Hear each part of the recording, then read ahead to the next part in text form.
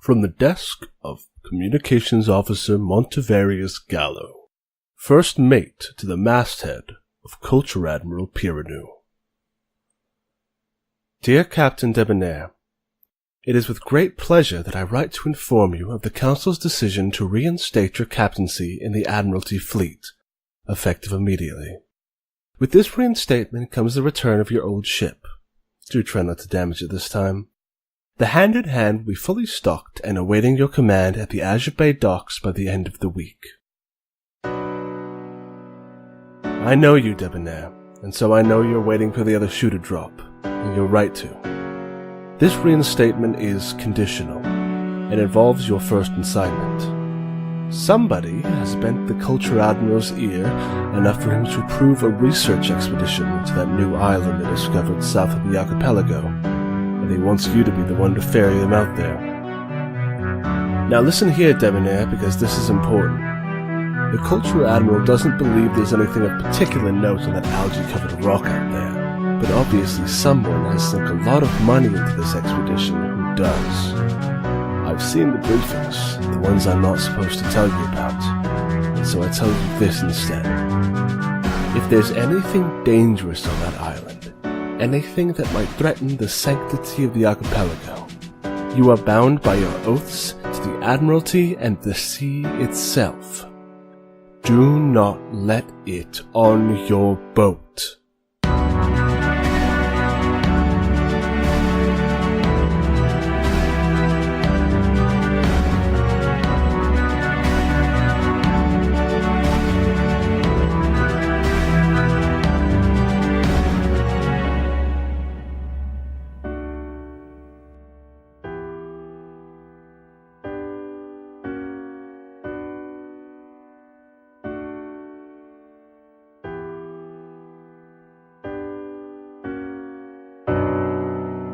Hey, welcome back to Roll Dice and Cry. We don't have a tagline yet, but we're playing...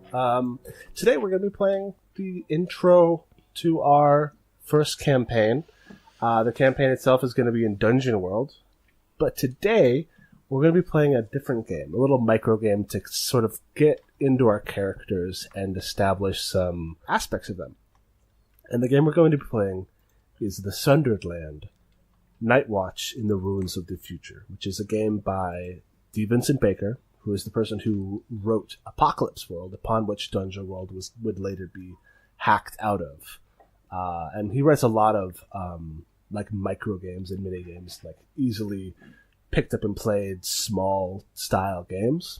And this is one of them. It's part of a collection of games in the Sundered Land. It's a collection of games that could be played separately or in sequence. Today we're just going to pick one out separately.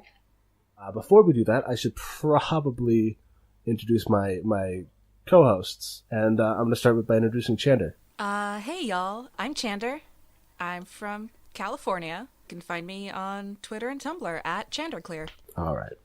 Emily? My name is Emily Riesbeck. You can find me on Twitter at The Blue Valkyrie, which is also the name of the superhero comic that I write and publish. You can find The Blue Valkyrie on Tumblr just by looking up The Blue Valkyrie in Google or by going to bluevalkyriecomic.tumblr.com. You can also see some of my other comics there as well. All right. Mari. That's me. Hello, I'm Mari Costa. You can find me on Twitter at Marinskos, and you can find the webcomic that I do at perrytale.com. I have other comics published, and the Perrytale site will have a link to them, possibly. All right, fantastic. Nora? Hello, I'm Nora from Finland. You can find me on Twitter, Instagram, and Tumblr at Snorau. I messed it up the first time. I gave the wrong nick. Okay. Don't worry, we'll have links in the description. Sloan. I'm Sloan. I'm from Australia. You can find me and my art at FC, at Tumblr, and Twitter. Fantastic. And I am Zachary Fredrickson, your host and GM. Though the Ruins of the Future doesn't really have a GM. It's a very collaborative sort of everybody's playing every role. Kevin is here. Kevin is going to be here. Oh no. Someone's going to be here. I can probably play as someone if you want me to. One of the other expeditions. Who the fuck invited Kevin? Don't know. Not Ford. Also, Also, you can find me on Twitter at obfuscatinggod. That's really my landing page right now. Also, we should probably mention that our game does not take place in the ruins of the future. That's just what the name of the game is. That is the Sundered Land, Night Watch in the Ruins of the Future is the game we are playing. Yes, we are playing that game. We are not in the Sundered Lands. We are not even in the Ruins of the Future, necessarily. Are we even on land? What we're on is a boat. Ooh, I love those. But first, let's roll through this real quick. First thing we do is create your character. So everyone, you invent a name for your character. I think we did that last episode. So let's just real quick go around the table and just say what your character is. And we'll go along the bottom line. So Zara. Oh, sure. Adeline. I'm going to be playing Zara Fontaine. I am a Laganel artificer. A Laganel is like a bunny person. I have curious eyes, fuzzy fur, and a pudgy body. I am an inventor, and I come from a kingdom called Valentina, and my goal is to sort of use magic, which is something that is very dangerous and not well understood in this world, and create inventions from it that can help and improve the lives of others. And I want to prove the value of my inventions to the world. All right, fantastic. Adeline. I'm playing Adeline Fleetwood, who is an elven bard, and her look is knowing eyes, wild hair, traveling clothes, and the tag for body is well fed, and I'm not crazy about that, so I'm going to say plus size. She's just bigger, and also she's very tall. And she is a wandering, traveling bard who is avoiding most things in her life. All right. Fantastic. Ford. I'm playing Ford Maphorn, whose real name is Amadeus Linnae. He is an astronomer turned peerless fighter. He is an orc.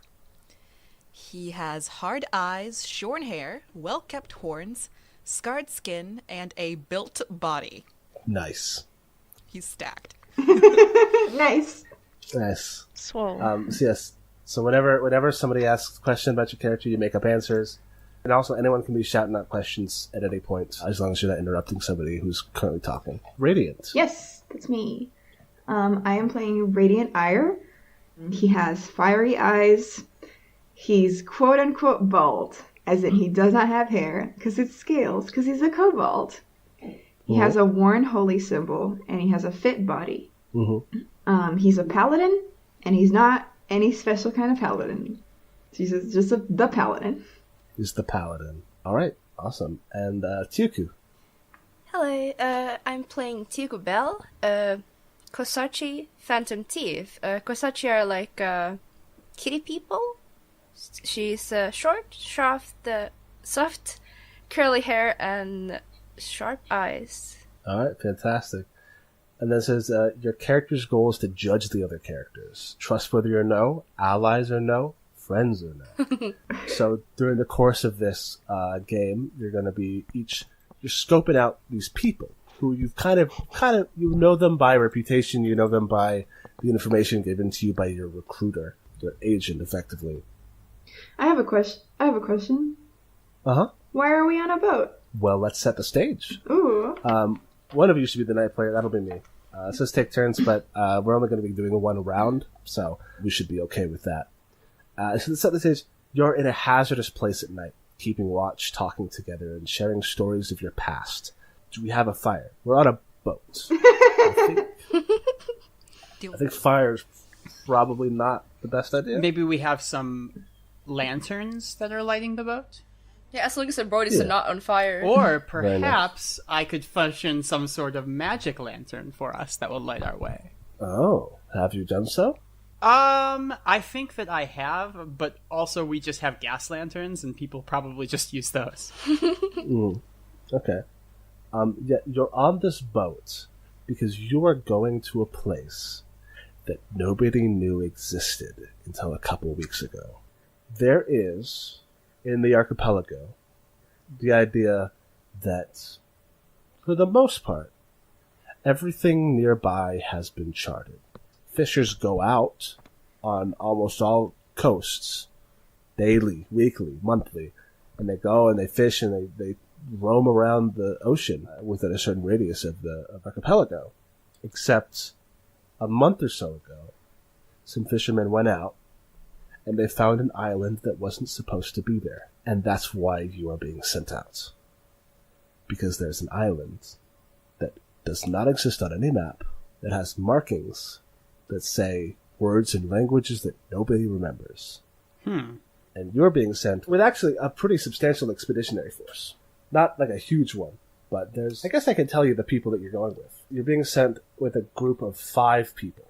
There is the ship's captain, who is a woman named Daria Debonair. She is a ship captain and navigator. She's an orc. She is a captain with the Galerian Admiralty. She's pretty cool. She's got like, honestly, she might have been a pirate. Yeah. She will deny up and down that she was a pirate if you asked her. I love her. But she's got some interesting tattoos, and her horns are carved in a way that is similar to some noted bands of pirates from like 10 years ago. Also, she's got like a hook hand and a wooden leg and like a parrot. She's actually maybe not. She doesn't have. She has a hook hand for sure. Yeah. She has an axe. She uses an axe to fight. An axe hand? I feel Maybe. like an axe hand sounds really awesome. Let it be an axe hand. Maybe. We'll talk about that. We'll bargain. You've also got a scout who's been sent with you to help navigate the actual island itself. And he is a man named Jameson Points-the-Way. Ooh. He is a human. And he is this tall guy with... he's kind of nervous. He seems like he's very interested in doing the job well. And he's got like kind of curly black hair and a big nose.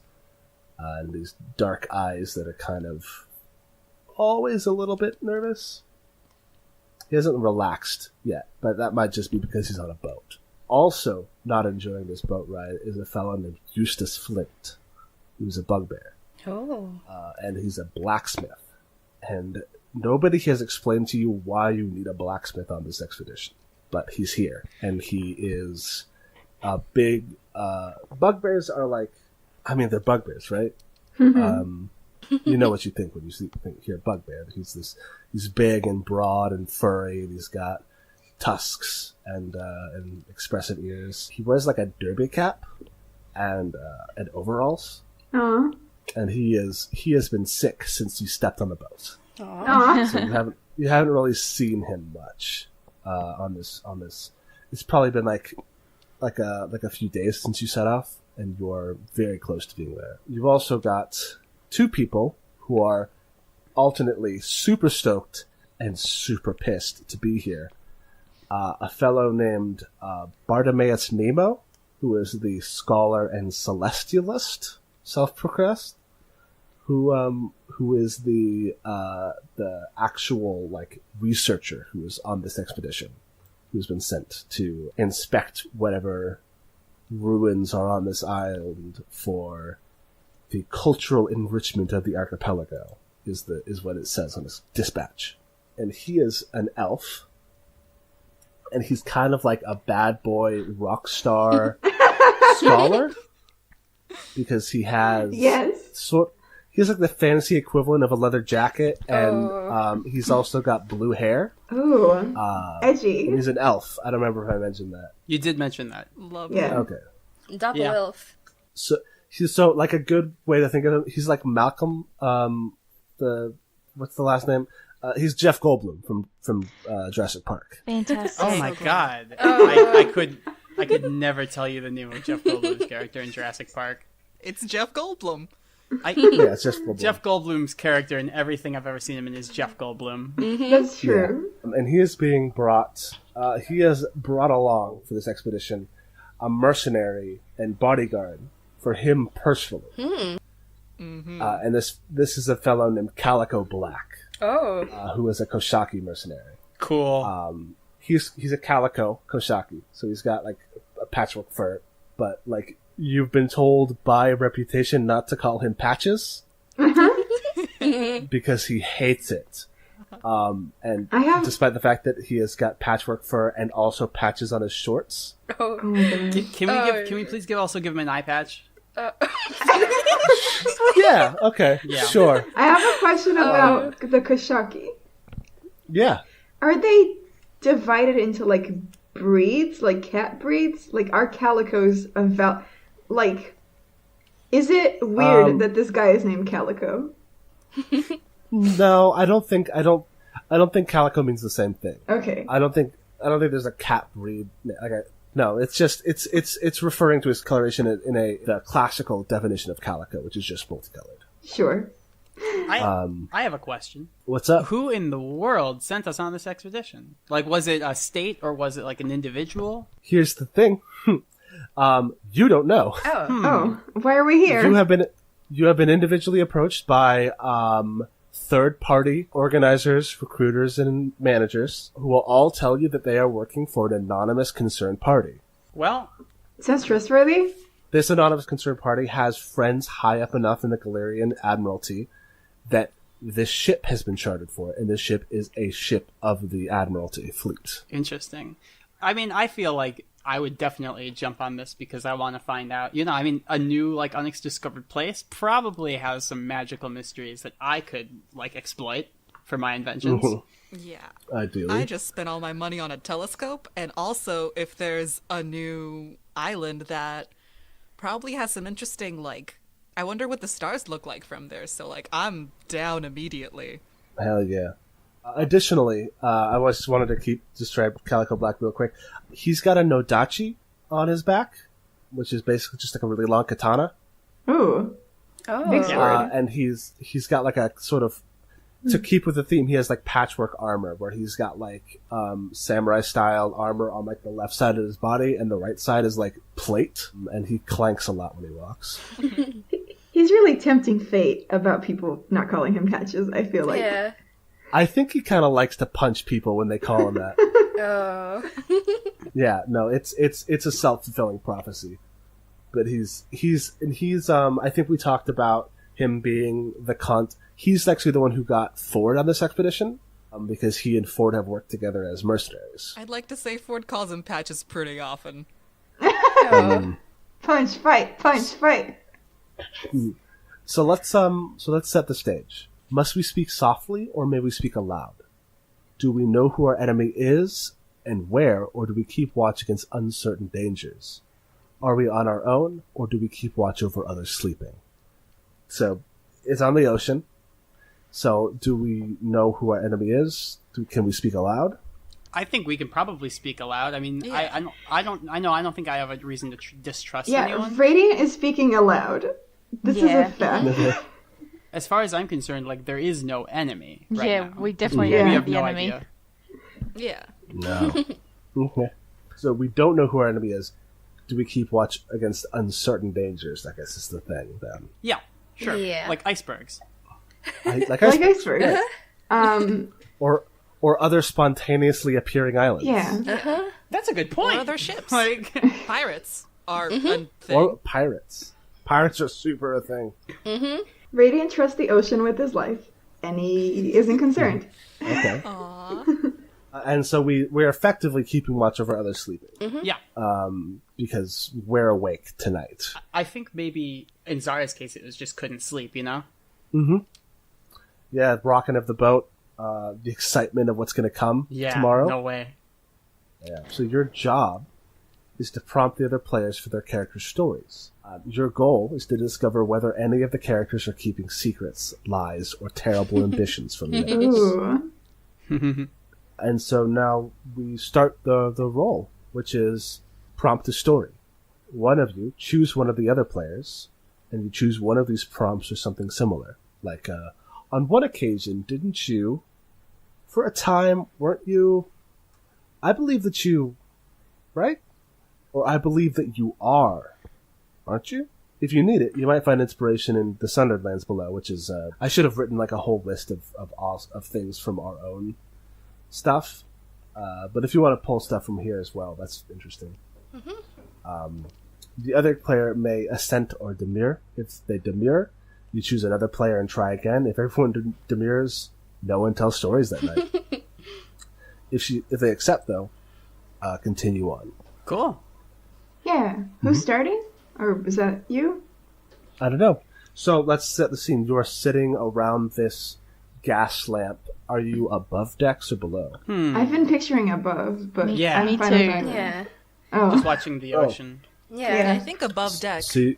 Yeah. So you're on this ship. For the record, the ship is called the Hand in Hand, and it is a Galerian not flagship. It's just a Galerian sailing vessel.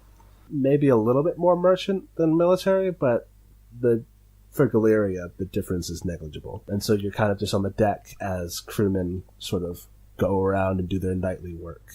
Because I don't think a boat ever stops moving, a ship at sea. So, there's always somebody doing something, even though you're the ones who are keeping watch. And so, any one of you can choose to prompt one of the other players. I have one, I think. Okay. Yeah. This is for Adeline. Oh. Yeah. So I think Radiant just like walks up to her and is like, "Hey, were you in low tide at some point? I'm real good with faces, and elves aren't common there. There's one elf, and when there's two elves, you notice." You did notice. I have been to low tide. Briefly. It's nice. How did it go? What were you there for? Adeline travels everywhere. She likes to experience different cultures, I guess.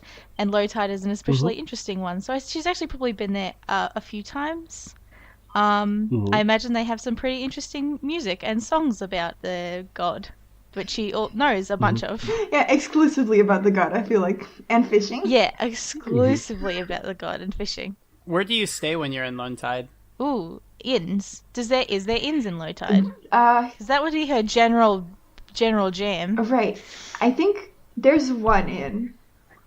Yes. The layout for low tide, which I don't think I mentioned, is everything is boats all the time, and some of them are still, and some of them like go around. Like there's a big riverboat that's like a church, and that one goes around picking people up. Like, hey, come join. It's church time. But there's probably one very tiny cobalt-sized inn. Yes. Adeline is 6 foot tall, so that's very funny. And she absolutely like her jam is definitely like very traditional. Like, what does a bard do? They travel around and they stay in inns and they play in the inn and get gold from the people who are staying there, or whatever our currencies we're working with. So her crammed into the I guess front the room where everyone hangs out in the inn, just like on the tiniest chair playing some songs about their god is very good. It's incredible. Yeah, she will play a song about Radiant's god if he mentions it. Because if she says that's what I was doing in low tide. I travel and I play music. The second thing for a game is you draw the story out. You don't expect the player to simply tell their character's story. You draw it out by asking questions. You first ask broad, general questions. Were you in low tide? Yes. What did you do there? Where do you stay? Establish the overall facts. Who, when, where. Encourage the other players to ask questions as well. Ask for details, memories, explanations, feelings, self-reflection, and speculation. You continue drawing the story out with questions until you're satisfied that you've heard all or most of it, then draw it to a close. Thank the player. Turn to the next player and prompt them for a story, and so continue until everyone's told one, taking a turn yourself. So I've actually got a question. So you go to low tide, and you go to places you experience them. What's a specific thing that you experienced in low tide that you haven't experienced elsewhere? The floating church boat is fantastic, she thinks. Adeline thinks. Sloan doesn't care for it. Sloane hates it. I don't know if she would be allowed on it, is the thing. Would they allow an elf onto their church I was boat? literally, like, if Radiant got to ask another question, it was going to be, what did you think of the service? Because everyone is allowed. Then she definitely went to the service. She's like super curious, and she's not like shy, but she's one of my like sort of notes on her is literally it says elf homeschooled, so she's like a little not great socially. So she would have just been like, yeah, rocks up to this church, and just like would have asked the people a bunch of questions about their god. Remind me the name, Tella. because I keep forgetting. Tella. Yeah, I'll write it down. Hang on. Yeah, it's Tella, but with a Z in it. Ooh. It's Tzela, so it's like either Tella or Yeah. Chella. Depends on who you ask. Ooh. She asked everyone, Tella. So she loved it. She said that was a super unique experience. She loved the church boat. Yeah. So, is the point just to experience unique things? Yeah, kind of. She likes to write songs about the things that she's seen. She had such a sheltered upbringing that she's sort of like got to catch them all now. Sort of glutton for experiencing all the things she can, but she's not good at making friends and involving herself really deeply. And so she just sort of turns up and observes a bunch, and then moves on to the next place and checks out what's going on there. Okay. Yeah. So the last thing with stories, one of the last things is, you can ask at any point of the story, any player at all may choose to imagine that the one speaking isn't telling the truth. Say so. When this happens, the player speaking rolls 2 dice. Ooh. On a 2 to 5, you might be overstating a roll or your accomplishments. On a 6 to 8, you might be forgetting interesting details. Or on a 9 to 12, you might be holding back something delicate, embarrassing, incriminating, improper, or inexplicable. Imagine the truth for yourself now. Is your character telling the whole truth after all, or is there something she's leaving out? You may choose to entertain a guess or two, ask the other characters what they think is true, and revise your story closer to the truth or farther away from it. You can even choose to tell the truth directly to the other players, while having your character maintain deception, if you like. After you choose, continue on with your story, more or less directly. So does everyone believe that this is the thing about the truth about, I'm actually going to call it into question. So I feel like the purpose of this is that the other players can sort of throw a wrench in your perception of yourself and kind of like advance that character. Is that right? That's cool. Yeah. Sounds right. Yeah, I think that's a pretty solid one. So yeah, I think I'm going to do that. Adeline hated that fucking church. Well, I was gonna say that, like, as you're speaking, you can hear the retching of Zara kind of over the side of the boat because she's got Oh, no. because I've got seasickness, and I'm like, oh, jeez. And I turn around and I sort of walk back, and I'm gonna say to Adeline, I'm gonna say, but you said you had been to low tide multiple times. You didn't have any friends there or anyone you felt close to? And that's my questioning of the story. Ooh. Yeah. So Sloan, now you get to roll 2d6 Here we go. to determine how that works.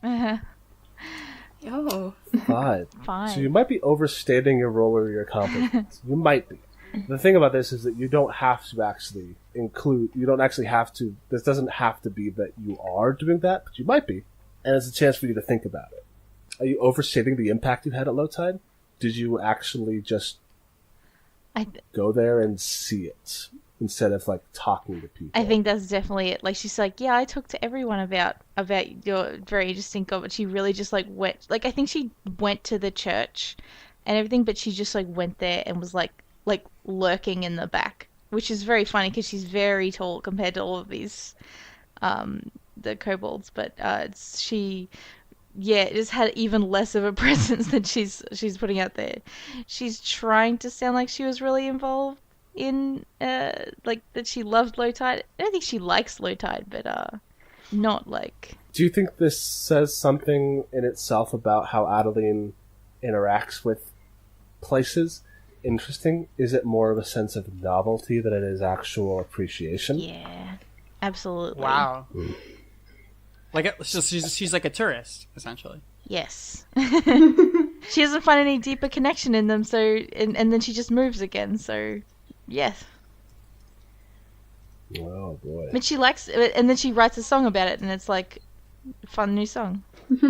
It's all like she like heard the songs about these gods, this god, and she's like, "That's a nice riff. I'm gonna take that melody." That's a great riff. I don't know. So do you tell us this, though? I don't think so. I think that she just. I mean, you asked if she had any friends. She just says, I've talked to a few people, not anyone super close, I guess. And then just like, she's got a mandolin out and just like looks down at it and is like playing the song, like trying to avoid the question. That must be kind of sad, huh? I mean, to have no roots anywhere. Gosh, I know if I was too far away from my family for too long, I think I'd get homesick. Elves don't really have roots to begin with, so... And you never think about making any roots? But you have a family, right? Everyone has a family to go home to. Yeah, you must have a mom or a dad at least. We're Disney characters. Boy, everyone's ganging up on this. This fucking socially awkward elf, like, oh god, please don't ask me about my mom. Oh no. I think actually, Adeline, this is probably a good chance for you to, if you think that you've satisfied the story, you can turn it around and ask someone else something. Yeah. Deflection. Absolutely. Deflection. What about your mom and dad, asshole? Yeah. Do we have to prompt from these like specific questions? I didn't. I based it roughly off of it. Yeah, no, you can come up with anything you want. Okay. Then Adeline deflects very effectively, and it just says, to Zara, why are you away from your family then? Oh, well, you see, my family are farmers from a little town called Gorzon. But I'm not much for farm work myself. I'm actually an inventor, and I try to make devices that use and harness the power of the ley lines magic and to help people. What kind of stuff do you make? Well, I can make all sorts of things. Really, well, I hate to toot my own horn, but I can make pretty much anything if you give me enough time and the right materials. Whoa, anything? You see, it's all very simple. Well, maybe not anything, but you see, it's all very simple. You can break things down to their component parts, and if you think about it, a lot of things are really just simple machines, just much more complicated. So if you add magic into that mix, it can get a really, you can accomplish a lot. I want to call this into question. Not like in a mean way, I just want to know if she's, Sure. if she can really make anything. She's legit. Okay, sure. Can people do, whole truths multiple times? You could if you wanted to. Or maybe forgetting interesting details. Really? Anything? Okay, so I think that, the interesting details, which I'm going to conceal this, but I'll tell you all, out of character. Or, the interesting details are that, yeah, a lot of things are possible through magic, but it comes at a cost, and it is incredibly dangerous. Ooh. The more complicated you get, the more magic it takes, the more dangerous it is. So, simple things are one thing, but, to be able to replicate spells or something like that would take an extraordinary amount of magic that, would be incredibly dangerous to work with. But I say, yeah, well, it's magic, right? Whatever your heart desires. Adeline is side-eyeing this so hard because you're not an elf. You can't be handling that. You can't be handling magic like this. Does she say that to me? I think she asks, how are you handling the magic? I hold out one of my hands, which has a gauntlet on it, because I'm 90% sure one of the fucking things I'm gonna make is a gauntlet. Let's be real. And on the gauntlet there are two slots on the middle knuckles that have these little small tubes that are filled with glowing blue. Is everyone okay if the ley line blood is blue? Mm-hmm. Yeah. I'm in the blue. Fine. Cool. That's a pretty classic magic. So there's two little blue tubes that sort of look like little capacitors, but very small, and they're filled with glowing blue liquid. And I say, well, you see, when I can, I like to collect ley line energy, just like this, and I use that to power my inventions. It's really, if you think about it, it's just more of like a battery or a fuel source, in the same way that you'd burn fire or burn wood for fire. And that doesn't get out of hand? Are you questioning me again? Because that could be another Yes. roll. A 5. I may be overstating my role or accomplishments. Okay. Of course, any use of magical energy is a little dangerous. There's a small, insignificant, teeny tiny 1% chance of risk. But don't worry. Every invention I make is better than the last, and I'm getting really good at getting that 1 to a 0. Radiant puffs out his chest very far up, very proud boy, and he says, "Well, this would all be solved if everyone just had god magic, because god magic doesn't hurt you ever." I think Tuku slides in closer. It's like, so these inventions of yours, are they usable by anyone? Or just by yourself? Oh, well, as you can see, the inventions that I'm wearing right now are purposely designed to fit me. But of course, such inventions could, of course, be scaled up or down as need be. I haven't met a lot of people who really want them. Really? Well, you know. Why not? Well, you know, a lot of people say that it's dangerous, or that they're gonna get radiation poisoning, or they'll get mutated and turn into a horrible monster. Can I have one? Or, I want one. well, Yeah, they sound like some pansies. wow, such an audience. I suppose I could try to make some devices for all of you, but I'll need time and materials. Unfortunately, these little batteries of mine are quite hard to make and come by. Out of character, I do not know if I can make gadgets for other people. It takes some doing. So I think, like, sure. Guys, in character, you're probably not getting a gadget, but I'll see what I can do. We'll see what we can find out. Okay, do you think that's the extent of the story? Yeah. The things here is that we're not as much asking about stories about your past, and more just being like, hey, what's up with you? Yeah. We might want to think more about, like, what's a thing you did? I'm comfortable doing that too. If you want, I could spin off and just go with them. Yeah. For example, I was in a gallery in town just recently, and I was traveling through, and I set them all up with and I hold up that light I had made before, like the thing light. These lights here, you see, that gallery in town was a mining town, and they needed some lights to power their mines because it was very dark in there. And of course, you know, gas is one thing, but these will never run out and never go out. I guarantee it. What's the radiation from these like? Well, it's of course it's mostly negligible. I want to call it into question. And Adeline leans in and says, "You've never got anyone hurt with these gadgets." I might be forgetting some interesting details. Oh boy. Oh. In character, I say, well, you know, there's of course always a risk when you work with the magical ley line energy. Out of character, I'm pretty sure that. Oh man, I'm gonna go hard here. I got the entire town sick. Oh. And I skipped town. Are they Oh.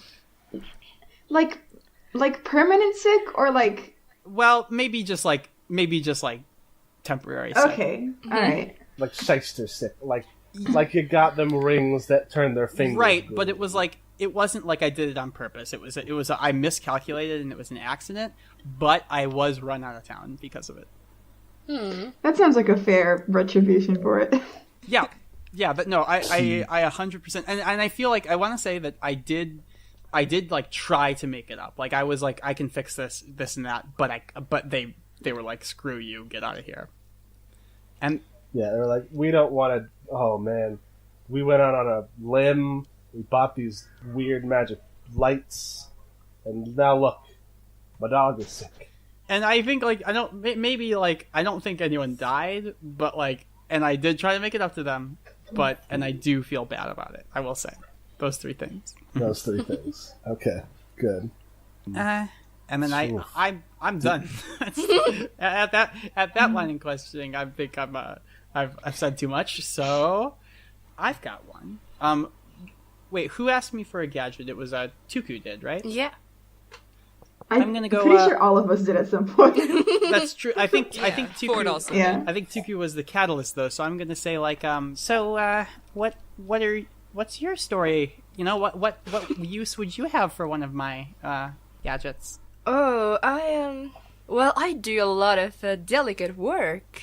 So, Oh, really? What kind of delicate work? acquiring assets?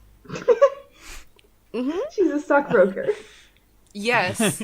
Yes, you got it. Mergers and acquisitions. So you work in a bank? In the high society, I acquire assets, mostly for myself, but, Like a stockbroker. I get it.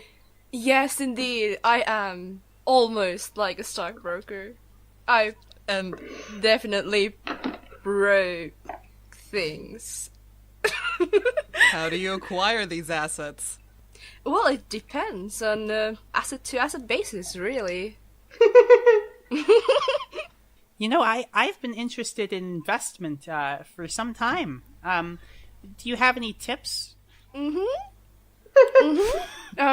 Spend everything at once, and then, if you have any debts, they cannot collect them, You know, since you don't have anything. I'm not sure that's quite right. That sounds smart. That is absolutely correct. No, that sounds. Because think about it, Ford.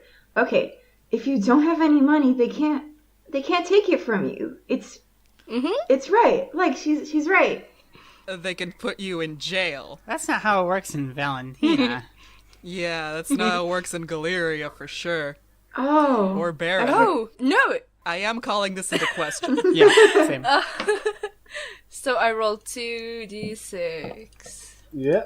To determine the veracity of your statement. Someone fell for it. You might be forgetting some interesting details. Well, I mean, they might want to try to put you in jail, but I think if you are a successful stockbroker, making air quotes, then the stocks that you broke into are untraceable. Indeed. So So this is more of a thief kind of situation? that is such a harsh word. Well, no, it's not. That is a fairly good word, I guess. So you're not a stockbroker. And not in the technical meaning of the word, or the practical. Or the literal meaning, or the figurative meaning. No, not even metaphorically. You could say that I'm not a stockbroker at all. You could say that I robbed a bank once. That's probably a statement. In a sense, I'm a stockbroker, but in a much truer sense, I am not. Yeah, if you don't care much for words and their meanings, you can absolutely say I'm a stockbroker. You got any tips on breaking out of stocks? That's funny. It's a good one. Thank you. I'm sorry. That was like legitimately pretty clever, and I feel stupid now. Well, that is something that I might need the help of an invention with. Possibly. Well, I don't know how I feel about my inventions used for robbery. Profit's profit. I'm sorry if this is rude. I really don't want to offend you. Why are you here? I was asked to come here. But you're a bad person.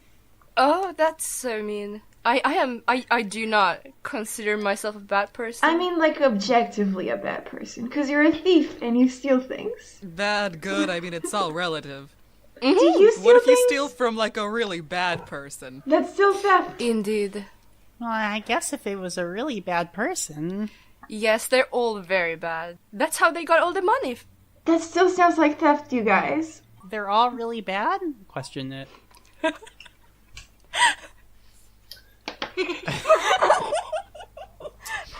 Also, like, I think why are you here is a valid Yeah. question that could use an answer. True. Yeah. So they're not all bad. Well, I did rob a church once, but, You did what? a misunderstanding.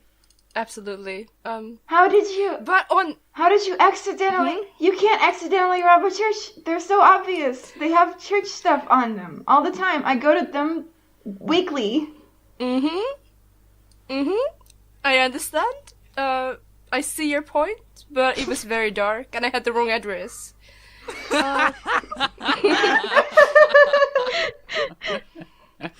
Ford's loving this. Oh man. Tuku's also loving bragging about this. Radiant is That's pretty good. flustered angry. Like he doesn't know what to say because she's his party member, but also like he's so angry. I think I'm gonna like sort of pat Radiant on the shoulder and be like, okay. She's a sinner. Well, Aren't we all? And you've never sinned in your life? No, that's why I'm the paladin. Really? I want to call that into question. Well, Radiant's not telling a story right now. yeah. Yeah, that's true. So I'm gonna turn back to Tuku and I'll say, so why are you here? I mean, I know you got invited, but wouldn't it be easier to just keep robbing people? Well, things got a little complicated where I was currently residing due to my interesting occupation, so this was quite an easy way out, really. I mean, they'll never know I'm here. Like, except that you just told us. Well, We are not the ones looking for her. That's true. We aren't the law. yeah. I guess so. I mean, You're all in the boat. I feel like I We're represent all in the same some kind boat. of law, if I may be so brazen. You know, God's law and, where was it that you were running from? Oh, where is it? It was, Are you gonna tell them? no.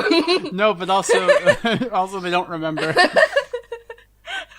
It was Baron, right? Yeah, I mean, so- it was Baron. OOC, it was Baron. Yeah, it was Baron. But Tuku's like, oh, my memory's a little fuzzy. Yeah. See? I've been to a lot of places. Yeah, God's law and the law of this fuzzy land. Two different things. God's law is universal, just for the record. Just so everyone's clear on where I stand on God's law and where God's law stands on God's law. For the record, thieves are very often hired under adventuring parties because they can pick locks. Let's pick locks for this island that we found. Yeah, if we find any, I mean, don't get me wrong, I'm sure we fucking will, but like, I suppose like I'm sitting here thinking like, yeah, we're gonna find a lot of locks to pick on this island. I mean, this is an island with ancient ruins, which is like the most dungeon crawling shit. Fair. Very good. Fair. You got me there. You got me. So basically, the idea is that you are, like, as far as you can tell, you've been hired according to a quota. Like, you have a religious person, you have a thief, you have a smart person, you have a puncher, And a musician. Here I am. and a musician. Importers. This is the order of priority also. Yeah, so this is just for the record, that's the situation. That's, like, it's not super weird that somebody who breaks into places for a living would be brought to some ruins. Yeah. That's that fair. that makes sense. I understand that. Mari understands that. Radiant, it doesn't make sense to him, I don't think. Yeah, Zara is pretty dumb for such a smart lady. Aw. Whose story are we on? We kind of lost the ball. Tuku, yeah. Yeah, Tuku. Yeah, I think Tuku's gonna be done with this questioning and then take it on that tangent of where did you come from? Totally not related to Ford. Like, haven't I seen you in a barren high society once though? No. Oh. Question. Okay. Ooh. That's a 12, so I might be holding back something delicate, embarrassing, incriminating, improper, or inexplicable. Hey, Ford, what did you do at this high society party that Tiku saw you at? God. So I was definitely there representing the observatory that I worked for, so that whoever was sponsoring Was it like this sort of thing where they were like, look at our diverse staff. We're so enlightened. Yeah. And so we could talk about what they've been doing there and see that, like, your investments aren't going to waste. And someone definitely said something, like, incorrect about astronomy, and Ford got, like, super up in arms about it. Like up in arms, or like he yelled at them? Maybe like a little bit of both. Like, it was like pretty close to, Did you punch in air? maybe. Can you remember this? It's like, Yes, please. Absolutely. So let's ask the details of this. Who was it? Kevin. Is Kevin the heir of something in Baron? No, I feel like, God, I need a name generator. Salieri. Yeah, Salieri. Oh my Yeah, god. that's perfect. Yeah, it was not a prince, because Baron doesn't quite have princes, but definitely the heir to one of the families. And he definitely said something about how astronomy was super useless. And Ford started arguing with him, and Ford was going by Amadeus Linnae at that point. Ford started arguing with him, and then the heir just kept saying dumb stuff, and because he's the heir, people kept agreeing with him. So eventually Ford realized that he couldn't win the argument and just punched the guy in the stomach. oh, I love that. Oh man. So Good. was he trolling you? You mad, bro? Yeah. Oh god. All right. Cool. Awesome. The worst. Actually, I but think awesome. I think it wasn't a punch. I think Ford smashed a glass on this guy's head. Yes. Oof. Yeah. And then Yes. So we've got a lot of enemies that are orcish. That's some Real Housewives shit. I love it. Hell yeah. I guess Baron's a I bad think- place for us. It's over half the party now that just should probably not go to Galeria. well, this happened in Baron. Yeah, this happened in Baron. Okay, sorry about Your thing happened So in Galeria, yeah. which Right. is Yeah, needless to say, Ford wasn't invited. Next year, they took Kevin. Oh, that's such a blow. Kevin made a lot of good. Kevin. Kevin made a lot of Can I friends. just really Yeah. quickly say that my brother will be listening to this podcast, and he is named Kevin. So, Kevin, this if is we're for you, buddy. Kevin, this is for you, and we're gonna compliment Sandwich whenever we say. So, Kevin, you got such a good haircut. Kevin, We hate you, but your hair is fantastic, Kevin. Kevin. Okay. So, yeah, please, Tuku, if you want to remember this, please do. Yeah. Ford had longer hair at that point. Oh. I remember your helpful distraction with your wonderful flowing locks and sharp tongue. Ford's blushing a little bit and looking away. Aw. So, I might have gotten into an altercation with the heir to one of the families of Baron. And in my defense, he was asking for it. Is anyone in this party not a criminal?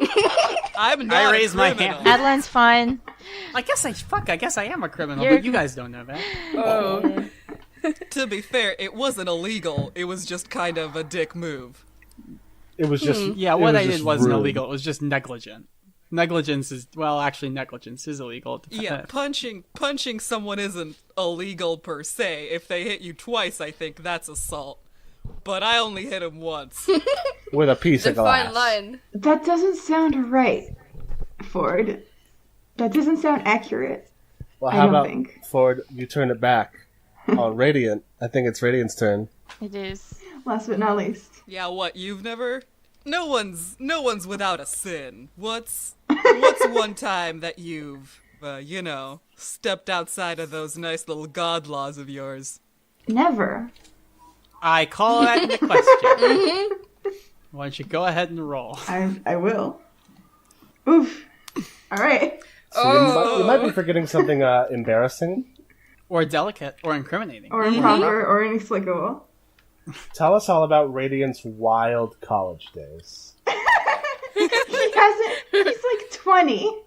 He's very young still. These are his wild college days. Yeah. Did Radiant ever teen drink? Ooh. He drinks in church when you have to drink for church. Did Radiant ever maybe have a little too much to drink during church and cause a ruckus? Did Radiant ever break something at church and not tell That anybody? that sounds accurate. That sounds like he broke like. There's a statue of what the kobolds think Cella looks like, and one day it showed up broken, and no one knows why it was broken. And it was the worst omen ever, and the Yeah. crops were bad that season. Hey, Radiant felt so bad, and he made a new statue with clay. And you know that painting of Jesus that someone tried to restore? no. Oh no! I love that. That's so good. I love him. Oh no. So how did Radiant break the statue in the first place? I think he like bopped it with his tail. Oh. Oh, God. sweet boy. The sweet, sacrilegious, blasphemous boy. But does Radiant tell us all this? No, he said he sticks with never. Really? Never? You never snuck out of the house when you weren't supposed to, or well, took a little plum that you weren't supposed to eat? I don't know how you heathens have lived your life, but that's not me. Okay. As a rule, I've lived it pretty well. I don't know if Zara. Well, yeah, I think that Zara did have there was a stand of plums, and when she was a young girl, she took a plum. I'm sorry I've eaten the plums that were in the icebox. Oh, please. I thought of that the second that I said the word plum, and I'm regretting it already. So They were so cold and so sweet. I don't understand this. oh my That's God. a poem. That's a we're making. Yeah, it's That by is a E. poem. Cummings. I know. Yeah. I took a class on that guy. Yeah. Zara wrote a poem about her criminal crime. So what do you do all day if you're not doing sin? Yeah, if you're not living in sin, what are you even doing? What's there to do? I'm gonna say so.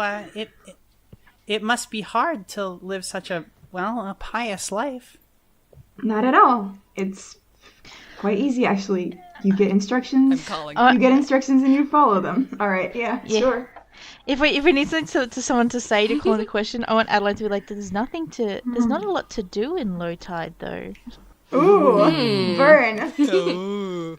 Slammed. She doesn't even mean it mean. She's just like, what do you do?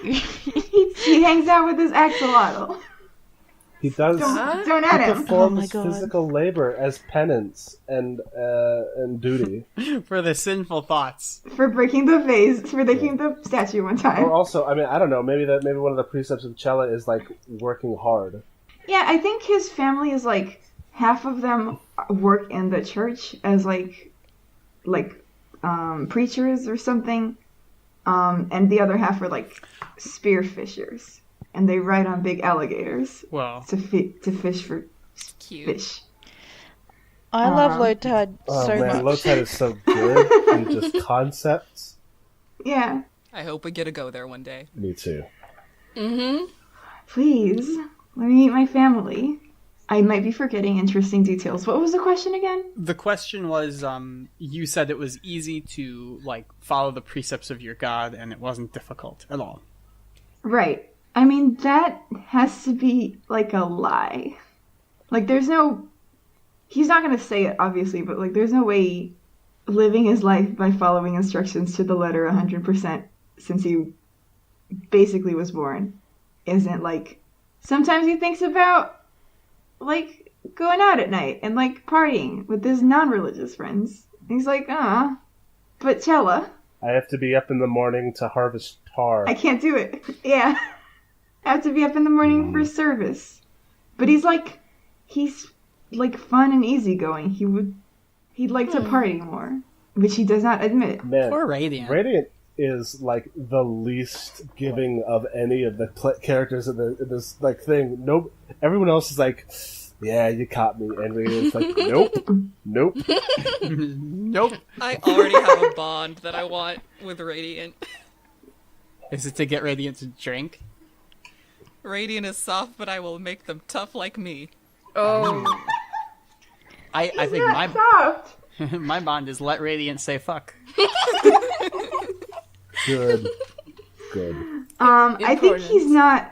I think he's not forthcoming with it because he isn't forthcoming about it with himself. Yeah, no, for sure.